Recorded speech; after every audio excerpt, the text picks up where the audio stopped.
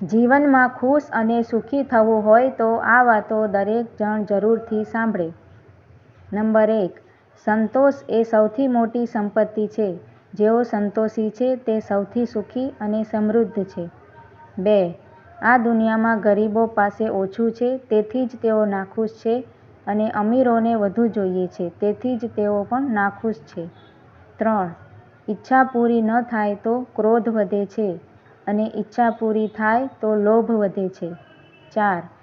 આ સાંસારિક જીવનમાં સૌથી સુખી વ્યક્તિ એ છે જે પોતાના ઘરમાં શાંતિ અનુભવે છે. 5. શાંતિ એ ઘરની દેવી છે અને પૈસા ઘરનો મહેમાન છે. ગોઠવણ એ ઘરની સુંદરતા છે અને સમાધાન એ ઘરનું સુખ છે. 6.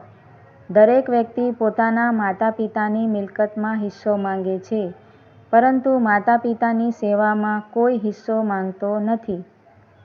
7. જો તમે તમારા બાળકોને પૈસા નહીં આપો તો તેઓ થોડા સમય માટે રડશે, પરંતુ જો તમે સમય અને મૂલ્યો નહીં આપો તો તમે જીવનભર રડતા જ રહેશો. 8. રોટલી ખાવી એ મોટી વાત નથી, પરંતુ પરિવાર સાથે બેસીને જમવું એ મોટી વાત છે. 9. દુઃખ જીવનમાં દરેક વ્યક્તિ માટે અનિવાર્ય છે, પરંતુ તે દુઃખમાં તમારે દુઃખી થવું તે જરૂરી નથી. 10. જે વ્યક્તિ ભૂતકાળને વારંવાર યાદ કરે છે, જે ભવિષ્યની ચિંતા કરે છે, તે વર્તમાનમાં ક્યારેય ખુશ રહી શકતો નથી. 11. જો દરેક માતા સાસરે ગયેલી દીકરી સાથે એવું જ વર્તન કરે જે રીતે ઘરે આવેલી તેની વહુ સાથે વર્તે તો આ સંસારનું અડધું દુઃખ ઓછું થઈ જાય. 12. પૈસા કમાવવા માટે તબિયત બગડવી, બાદમાં સ્વાસ્થ્ય સુધારવા માટે પૈસા ખર્ચવા. 13.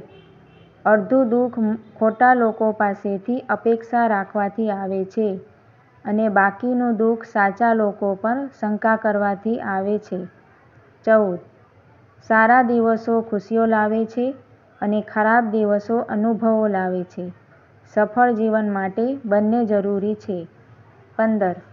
ખુશ રહેવાનો અર્થ એ નથી કે કોઈ સમસ્યા નથી, પરંતુ તેનો અર્થ એ છે કે તમે મુશ્કેલીમાંથી આગળ વધવાનું નક્કી કર્યું છે. 16. તમારા જીવનમાં એવી ભૂલ ન કરો કે જેને તમે સુધારી ન શકો અને સામેની વ્યક્તિ તેને ભૂલી ન શકે. 17. જ્યાં સુધી તે પરિવાર સાથે જોડાયેલો નથી ત્યાં સુધી તે સુરક્ષિત નથી. 18. જો તમે સ્વાદ છોડી દો તો તમારા શરીરને ફાયદો થશે અને જો તમે વિવાદ છોડી દો તો તમારા સંબંધને ફાયદો થશે. 19. આ દુનિયામાં કોઈ તમારો મિત્ર કે દુશ્મન નથી. તમારું વર્તન અને સ્વભાવ મિત્રો અને દુશ્મનો બનાવે છે. 20. ભૂલ સ્વીકારવામાં તેને બચાવવા કરતાં ઓછો સમય લાગે છે. 21. તે આશ્ચર્યજનક છે કે લોકો તેમના જીવનને વધારવા માંગે છે, પરંતુ તેને સુધારવા માંગતા નથી. 22.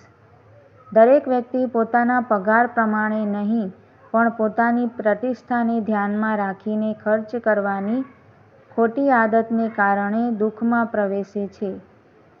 23. ભગવાન આપણા જીવનમાં સુખ અને દુઃખ લાવે છે, પરંતુ માતા-પિતા માત્ર સુખ જ આપે છે.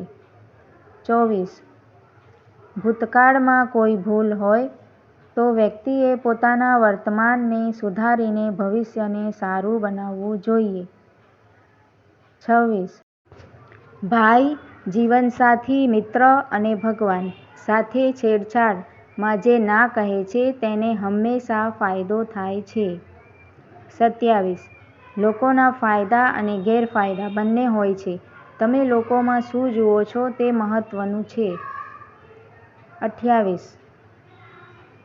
જેઓ પોતાના કામ પર વિશ્વાસ રાખે છે તેઓ નોકરી કરે છે, પરંતુ જેઓ પોતાના પર વિશ્વાસ કરે છે તેઓ ધંધો કરે છે. 29. ભૂલ આપણી પીઠ જેવી છે. અન્ય દ્રશ્યમાન છે પણ મારી પોતાની નથી. 30.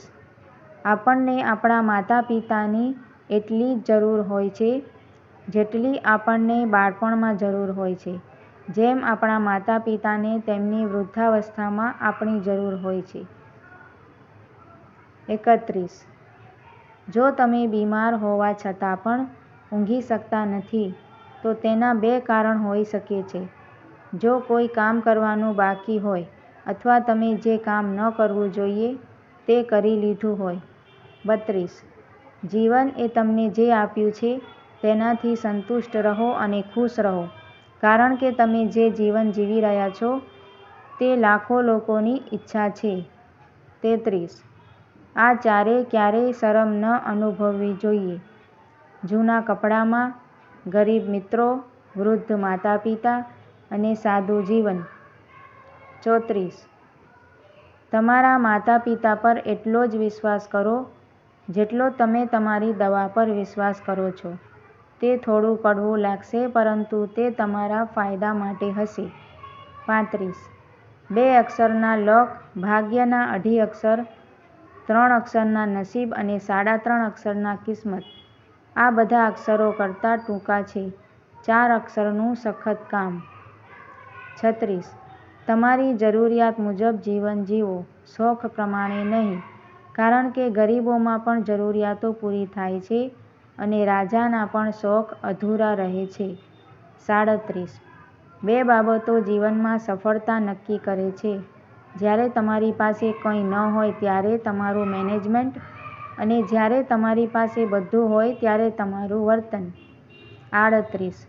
ભાગ્ય તમારા હાથમાં નથી પણ નિર્ણય તમારા હાથમાં છે. ભાગ્ય તમારો નિર્ણય બદલી શકતું નથી પણ તમારો નિર્ણય ભાગ્ય બદલી શકે છે.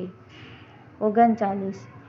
જેનો સ્વભાવ સારો છે તેને પ્રભાવિત કરવાની જરૂર નથી.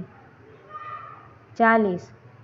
જો તમે જીવનમાં ક્યારેય ખરાબ દિવસ અનુભવો છો તો ફક્ત એટલું યાદ રાખો કે તે દિવસ ખરાબ હતો, જીવન નહીં. મિત્રો, જો તમને આ માહિતી સારી લાગી હોય અને ગમી હોય તો તેને લાઈક, શેર જરૂરથી કરજો અને મારી ચેનલને સબસ્ક્રાઈબ જરૂરથી કરજો. જોવા માટે તમારો ખૂબ ખૂબ આભાર.